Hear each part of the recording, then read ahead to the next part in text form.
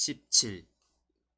뚜에르스카야 공작 부인이 안나를 초대한 크리케트 노름에는 부인 두 사람과 그 숭배자들이 참가하기로 되어 있었다.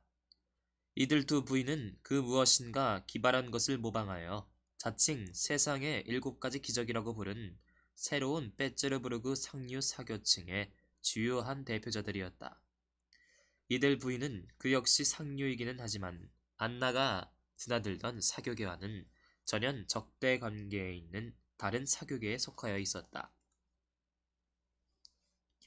그뿐만 아니라 리자 메르갈로아의 숭배자인 스트레모브 로이는 빼츠르부르크의 유력자의 한 사람으로서 안나의 남편 알렉세이 알렉산드로비치의 직무상 적수였다. 이 모든 사정에 비추어 안나는 원래부터 초대를 사절하였다. 뚜에르스카야 공작 부인이 편지에서 넌지시 빗대고 한 그 암시의 말은 바로 안나의 그 거절을 염두에 두고 한 것이었다. 그렇지만 이제 와서 안나는 행여나 오론스키를 만날 수 있으려니 하는 희망으로 한번 거기 가보리라 마음먹었다. 안나는 다른 손님들보다 일찌감치 뚜에르스카야 공작 부인 댁에 당도하였다. 그는 막 집안에 들어서려다가 마침 구레나룻을 멋있게 갈라붙이고 시종무관처럼 풍채가 당당한 우론스키의 종복과 마주쳤다. 그는 문 곁에 멈추어 서서 모자를 벗어들고 안나에게 길을 비켜주었다. 안나는 그를 알아보았다. 그제야 비로소 안나는 우론스키가 여기 오지 않겠노라고 어제 말한 일이 문득 생각났다. 아마도 그런 사연을 전하려고 사람을 보낸 것이리라. 안나는 현관방에서 덧옷을 벗으면서 우론스키의 종복이 에르의 발음까지 시종무관식으로 하여 백작께서 공작 부인께 드리는 편지였시다 하고 편지를 전하는 소리를 들었다. 안나는 그 하인더러 주인이 어디 있는가를 묻고 싶었다. 생각 같아서는 당장 집으로 돌아가서 속히 자기한테 오라고 우론스키에게 편지를 쓰거나 그렇지 않으면 자신이 그를 찾아라도 가고만 싶었다. 그러나 이럴 수도 저럴 수도 또 달리 어떻게 할 수도 없었다. 벌써 앞에서는 자기의 도착을 알리는 초인종 소리가 울리고 뚜에르스카야 공작 부인의 종복은 이미 문을 활짝 열어잡고 한 옆에 비켜서서 그가 안에 들어가기를 기다리고 있는 것이었다. 공작 부인께서는 정원에 계십니다. 이제 곧 아뢰겠습니다. 그렇지 않음 정원에 나가보시는 게 어떠하실런지요? 하고 다음 방에서 다른 종복이 아뢰었다. 결단을 내릴 수 없어 애매한 상태에서 조바심치기는 집에 있을 때나 조금도 다를 것이 없었다. 아니, 오히려 한결 더하였다.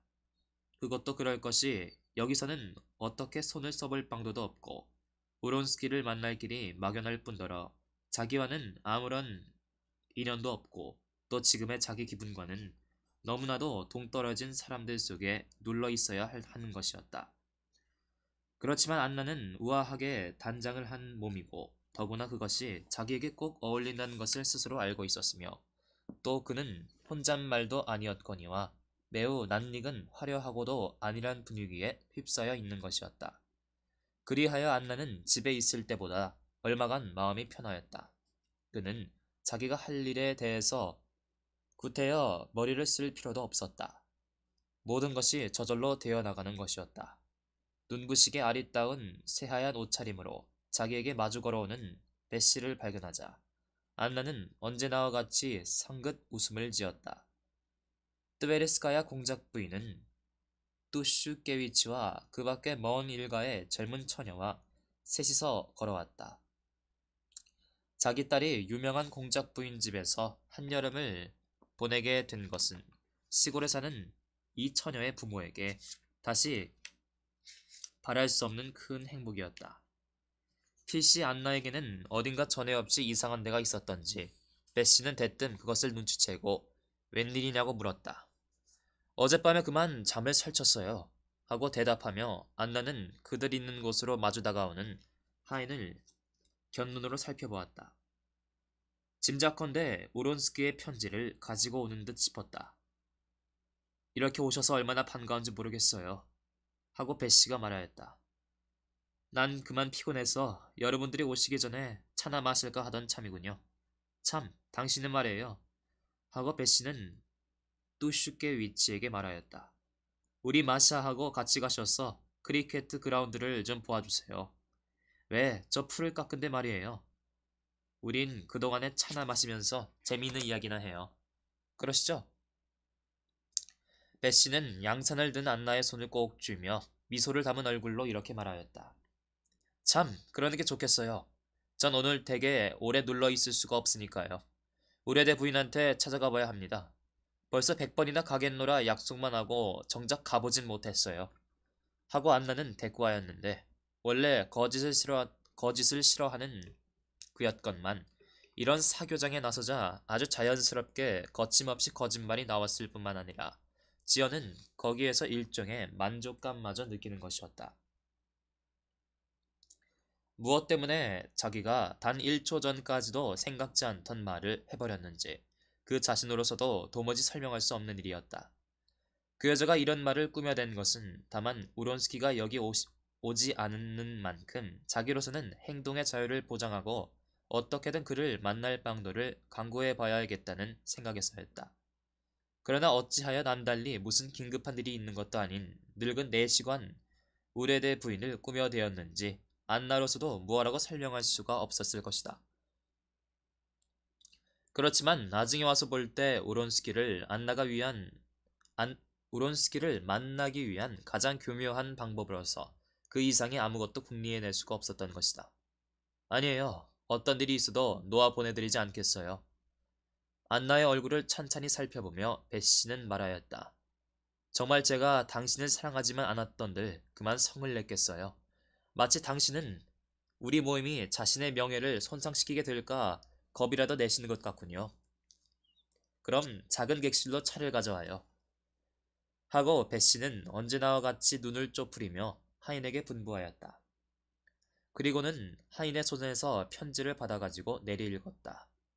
우론스키가 우리에게 거짓말을 했군요. 하고 배씨는 프랑스말로 말하였다. 못 오겠노라고 써보내지 않았어요. 배씨는 안나에게 있어 우론스키란 인간이 한갓 크리켓 노름에 참가자란 것 외에 그 어떤 다른 의의를 가질 수 있다는 생각은 애초에 해본 일도 없는 듯이 아주 천연스럽게 소박한 어조로 이렇게 말하였다.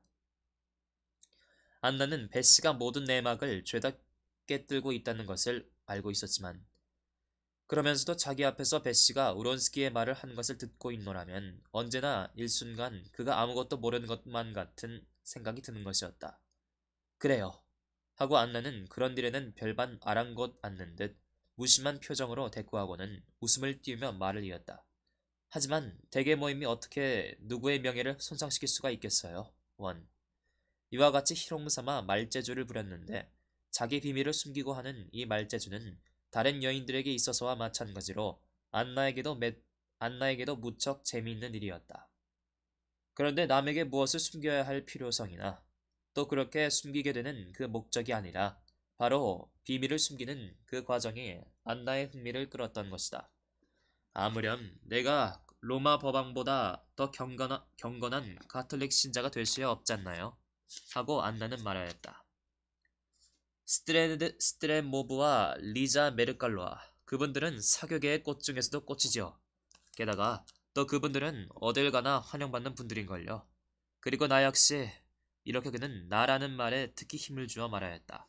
미련한 완고덩이는 아니거든요. 그저 시간이 바빠 그럴 뿐입니다. 아니에요. 당신은 아마 스트레모브와 만나는 게 싫어서 그러시는 모양이군요. 그까짓 그분이 당신 남편하고 위원회에서 옥신각신 싸움을 하기로 그게 우리들한테 무슨 상관이겠어요. 근데 사교정에 나서서는 그분은 세상에 누구보다도 예절이 깍듯한 사람이랍니다. 게다가 크리켓의 열렬한 애호가이고요.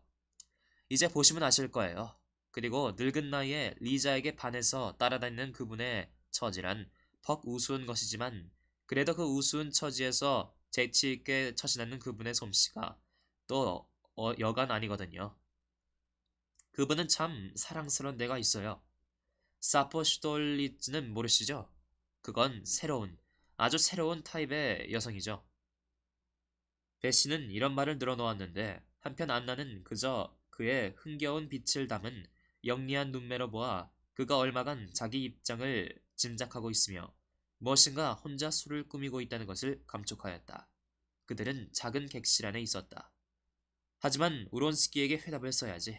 그러면서 배씨는 탁자 앞에 가 앉아 몇 줄 내리쓰고는 그것을 봉투에 집어넣었다. 식사를 하러 오라고 썼어요. 여기서는 한 부인이 상대할 사내 양반도 없이 식사 때까지 홀로 계신다고요.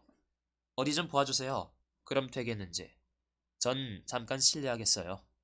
미안하지만 당신이 봉해서 하인에게 맡겨주세요. 하고 배씨는 문간에서 말하였다. 전 이를 좀 보살피고 와야겠으니. 조금도 주저함이 없이 안나는 배씨의 편지를 가지고 탁자에 마주 앉아 내용을 읽어보지도 않고 맨 끝에다 말을 보태었다. 꼭 만나뵈야 할 일이 있습니다. 우레대부인 댁의 정원으로 와주세요. 저는 6시에 거기 가겠습니다. 안나는 편지를 봉하였다. 그러나 마침 배씨가 돌아와서 안나가 보는 앞에서 하인에게 그것을 내어주었다. 아닌 게 아니라 서늘한 작은 객실로 가져온 찻상을 앞에 놓고 두 여인 사이에는 손님들이 올 때까지라고 배씨가 약속한 그 재미있는 이야기가 벌어졌다. 그들은 이제 찾아올 손님들에 대한 험구도 하였다. 그러자 화제는 리자 메르갈로아에게 멈춰졌다. 그이는 참 사랑스러운 분이에요. 전 언제나 그에게 호감을 가졌습니다. 하고 안나는 말하였다. 당신은 그이를 사랑해드려야 해요. 그이는 그저 하느니 당신의 말뿐이죠. 어제 그이는 경마가 끝난 뒤에 우리 집에 왔었는데 그만 당신을 만나지 못했다고 어찌나 낙심해 그러던지 모르겠어요. 글쎄, 그이가 말이에요. 당신이야말로 진짜 소설의 여주인공이라고 하면서 만약 자기가 남자였다면 당신을 만약 남자였다면 당신을 위해서 그 어떤 미혹한 짓이라도 저지를 것이라고 말하지 않겠어요. 그러자 스트레모브가 그이 보고 당신이야 그렇잖아도 그런 짓을 얼마나 하오? 하고 대꾸하더군요. 그런데 참 말씀 좀 해주세요. 전통 영문을 모르겠어요. 하고 안나는 잠시 입을 봉한 뒤에 자기는 부질없는 질문을 하는 것이 아니라 지금 묻는 말은 자기에게 있어 심상치 않은 중요한 의미를 가지고 있다는 것을 명백히 암시하는 어조로 말을 이었다. 부디 좀 알려주세요. 그 부인과 깔려주스키 공장, 저 미슈카라는 분과의 관계는 대체 어떻게 된 겁니까? 전 그분들을 거의 만나본 일이 없어요. 그건 대체 어떻게 된 거예요? 배씨는 생긋 눈웃음을 치며 안나의 얼굴을 유심히 쳐다보았다. 요즘 유행하는 새로운 식이랍니다. 하고 그는 말하였다. 그 사람들은 모두 그런 식을 택한 거랍니다. 체면이니 감투니 하는 건 개울 건너 집에 던지고 말이죠. 하긴 그 집이 던지는 시계도 여러 가지가 있지만요. 글쎄요. 하지만 그분과 깔려져 시기와의 관계가 어떠냐 말이죠. 배씨는 벼랑간 잠옷 유쾌한 듯 깔깔거리며 웃음을 터뜨렸다. 그것은 그 여자에게서 좀채 볼 수 없는 일이었다. 이건 마흐가야 공자 부인의 권한을 침범하시는군요. 그건 철없는 어린애들의 질문이에요. 이렇게 얼버무리면서 배씨는 참을 내야 참을 수가 없는 듯 좀채로 웃지 않는 사람들이 가끔가다 한 번씩 실컷 웃어대는 식으로 한바탕 자지러지게 웃었다. 그야 당자들에게 물어봐야죠. 웃다 못해 눈물까지 글썽해지면서 배씨는 겨우 한마디 보태었다. 아니에요. 당신께서는 그저 우습다고 하시진 말이에요. 하지만 하고 자기도 어느덧 웃음 속에 끌려 들어가며 안나는 말하였다. 정말 난 도무지 이해할 수가 없어요. 거기에서 남편의 역할이라는 것을 전 이해할 수가 없어요. 남편요? 리자 맥갈로아의 남편은 그분 뒤로 쇼를 들고 따라다니며 언제든지 시중을 들 차비를 하고 있죠. 그런데 사람들은 이외의 다른 것에 대해선 구태여 알려하지 않거든요. 왜 점잖은 사교계에서는 여인들의 치장에 대해서조차 구태여 깨어 말하지도 않고 생각하지도 않는 법이네요. 않는 법 아니에요. 이건 역시 마찬가지죠. 당신께선 론란나키 댁에 추견에 가실 테죠. 하고 안나는 화제를 돌리려고 이런 말을 꺼내었다. 그만둘까 해요. 배씨는 이렇게 대답하며 자기 상대자를 쳐다보지도 않고 조심조심 투명한 작은 찻잔에다 향기 그윽한 차를 따르기 시작하였다. 그리고는 찻잔을 안나 앞으로 밀어놓고 자기는 걸려는 한 대 꺼내서 은물주리에 끼워 붙여 물었다. 말하자면 난 행복한 처지에 있는 셈이에요. 웃음을 거두고 정색한 얼굴로 찻잔을 손에 들며 배씨는 입을 열었다. 난 당신의 입장도 알만하고 리자의 처지도 이해할 수 있어요. 리자, 그건 어린애들처럼 무엇이 좋고 무엇이 나쁜지 분간 못하는 순진한 여인이죠. 적어도 그분이 아주 젊었을 적엔 그걸 이해 못했을 거예요. 그런데 이제 와서 그이는 옳고 그른 걸 분간 못하는 여인의 역할이라는 것이 벅 자신한테 어울린다는 것을 알고 있거든요. 이제는 그이가 일부러 그걸 이해 못하는 척하는지도 모르죠. 하고 배씨는 이상야릇한 미소를 지었다. 하지만 어쨌든 그게 그분께 어울리는 것만은 사실이에요. 이렇듯 꽃 같은 일이라도 비극적인 눈으로 보고 거기서 한갓 고민을 얻을 수도 있고 또 그저 단순히 오히려楽관적으로 볼 수도 있는 거랍니다. 혹시 당신은 사물을 너무 비극적인 눈으로 보는 축일지도 모르겠어요. 내가 자기 자신을 아는 것처럼 남들의 일을 알 수 있다면 얼마나 좋겠어요. 안나는 깊은 생각에 잠긴 듯 심각한 얼굴로 말하였다. 내가 남들보다 못난 축인지 혹은 나은지 내 생각엔 못난 것만 같아요. 철없는 어린애라니까. 꼭 철없는 어린애예요. 하고 배씨는 같은 말을 되풀이하였다. 그건 그렇고 저기 여러분들이 오시나 봐요.